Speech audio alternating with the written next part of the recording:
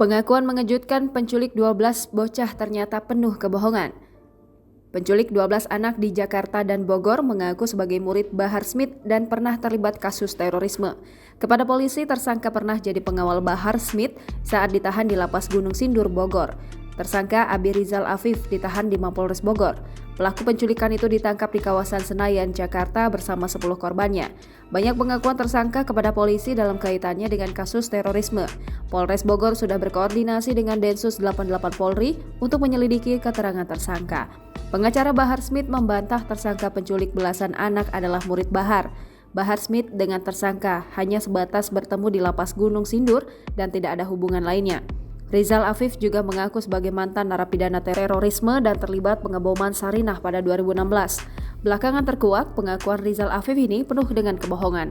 Dari data Lapas Kelas 2A Gunung Sindur Bogor hingga Badan Nasional Penanggulangan Terorisme, tidak ditemukan data atas nama Rizal Afif pernah terlibat terorisme. Jangan lupa subscribe, share, komen, dan like ya!